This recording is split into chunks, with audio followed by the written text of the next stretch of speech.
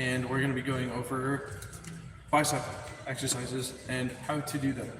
I'm going to have an edited version of each exercise in the school community that I have, and that's in the link in my profile if you want to check that out. But today we're going to start with just a normal bicep curl.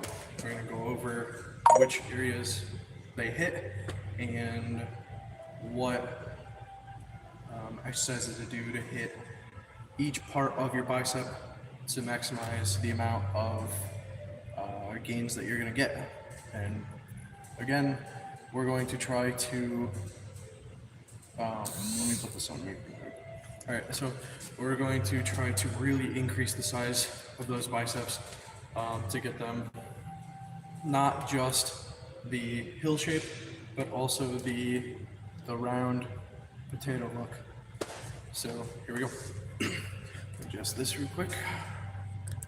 I'm going to be using lighter weights than I normally use just so I can demonstrate this more effectively.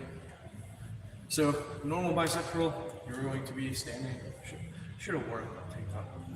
All right, so for a normal bicep curl, hands are going to be by your sides. You're going to use both hands. I guess you could use one at a time, but just for me demonstrating, I'm going to use one hand. So you're going to hold it right next to you. The dumbbell is going to lay right on your side. All you're going to do is straight up and down.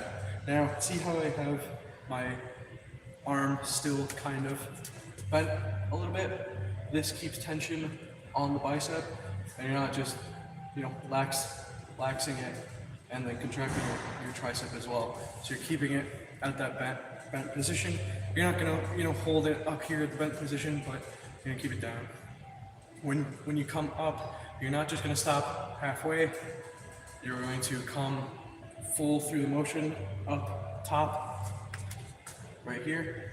Going any farther can hit more of your shoulder than your bicep. So when you bring it up, see how my elbow didn't move?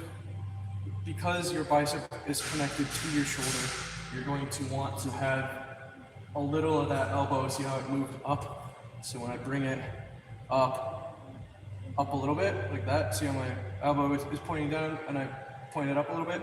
That's gonna get the rest of that contraction up here in the bicep.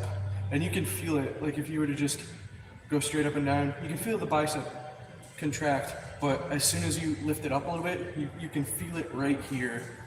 Give a little extra squeeze. So that's what you're gonna do. Again, for just a normal bicep curl, just up and then down. Now, this is going to hit both heads of the bicep. So it's bicep, it's two, right down the middle of your bicep. You can kind of feel it, especially when you flex. You're gonna see that potato looking shape that sticks out to the side. That's the short head.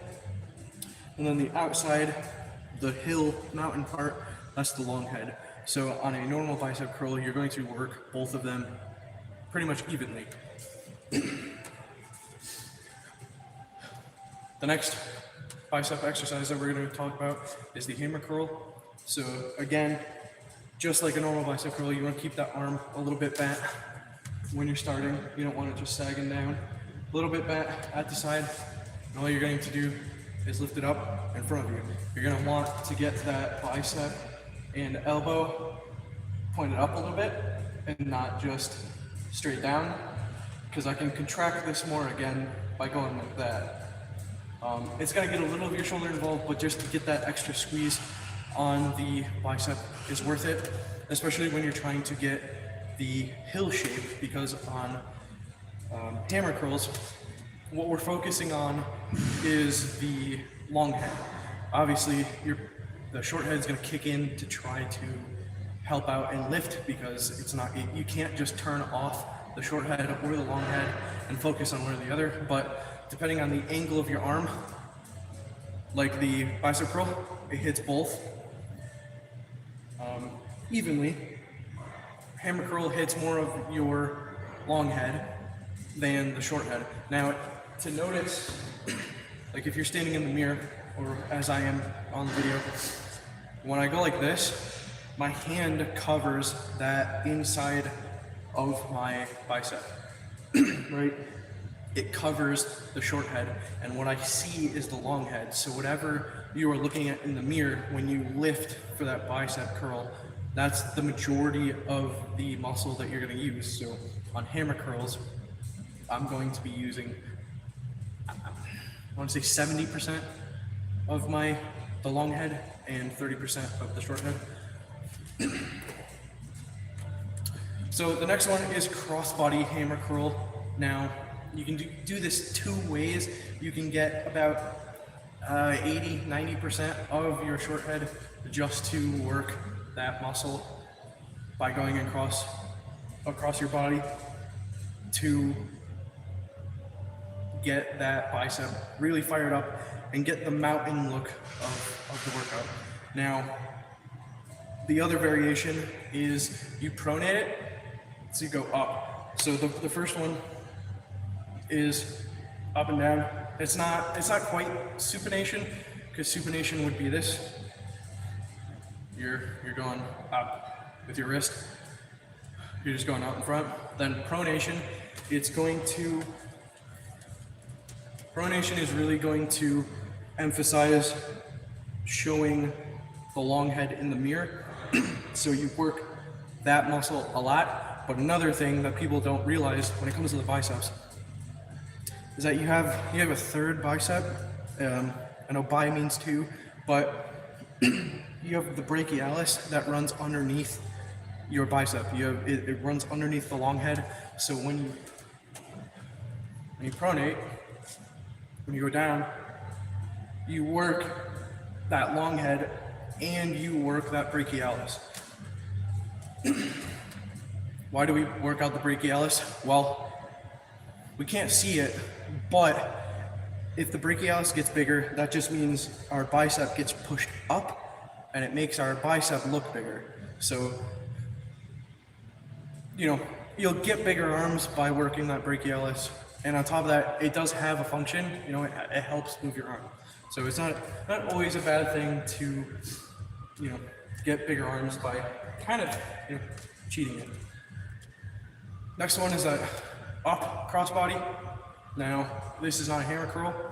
This is a crossbody bicep curl. Again, you are working that short head because the long head is in towards my body and I can see the outside of the mirror. Well, within the mirror, or my phone, I see more of that short head. As I see more of that long head on the outside right here, that's what I'm going to be focusing on, and that's going to create a bigger, like if you go this way, right, it's going to make that hill shape. Now, getting into the short head, you have to go wide, right? So when you're lining up your body, you want to see the inside of your arm more towards the mirror. I don't want to see that outside. So when I bring it up, my forearm is kind of covering that outside of my bicep. I come down, you see the inside, you see the short head. And this is just a wide grip dumbbell. How's that?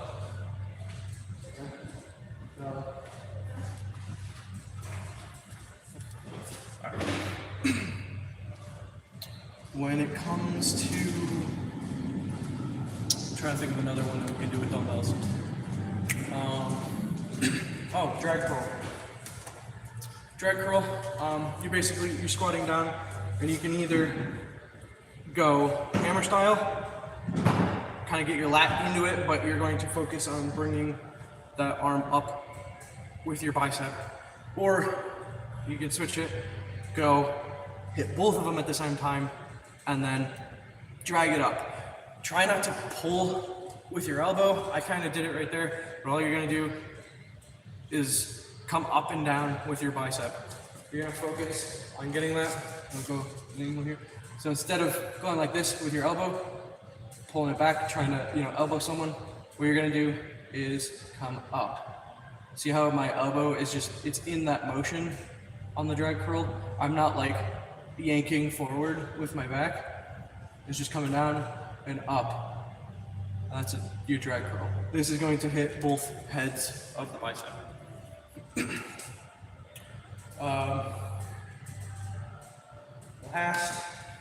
Last one for dumbbells I can think of currently, because the other ones are just going to be the barbell or easy bar curls.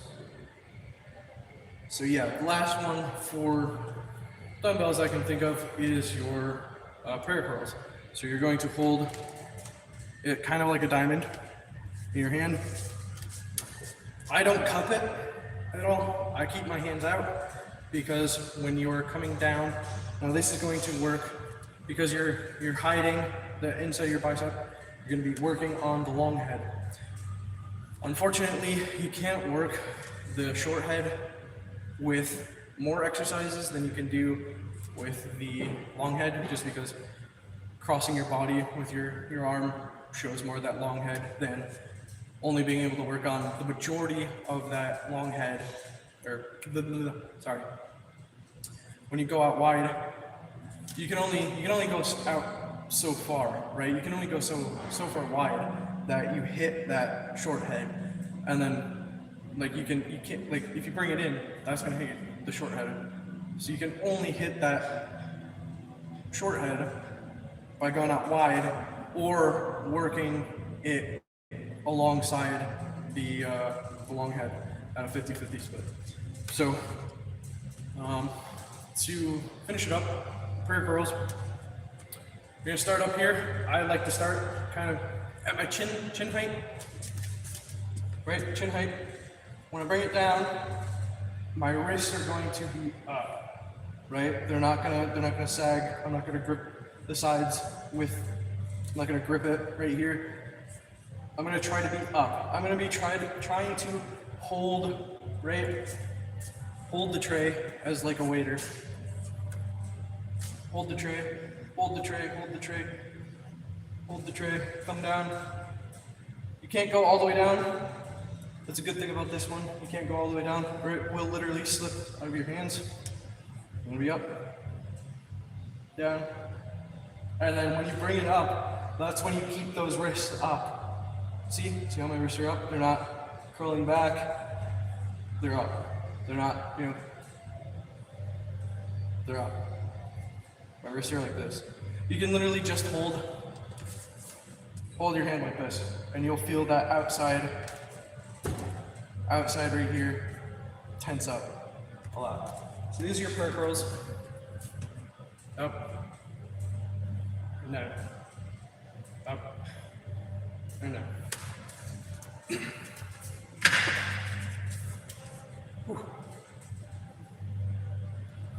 Cool, that's what I got for you guys today. Pretty short one today, but doesn't need any more explaining to do. If you guys want more workouts, if you want to just chit chat and you want me to make you a workout or anything, go to the link in my profile. It's a school community where I'm trying to get a bunch of people in there chatting, just talking about fitness, who want to actually lose some weight. I gotta work on the sound switch. Anyways, thanks for watching, guys, and I'll catch you tomorrow. Tomorrow is opening day of bow season in New York, so I'll probably be out in the woods with you guys. I'll probably live stream out in the woods. I know I'll talk and probably scare them away. Sucks, but yeah, I'm gonna show you guys what I'm gonna do. So on top of that, I'll be talking about a workout that you can do as just going out for a hike, because it's relatively what hunting is, right? Just going out for a hike, trying to get something. So anyways, thank you guys for watching, and I'll catch you next one. Later.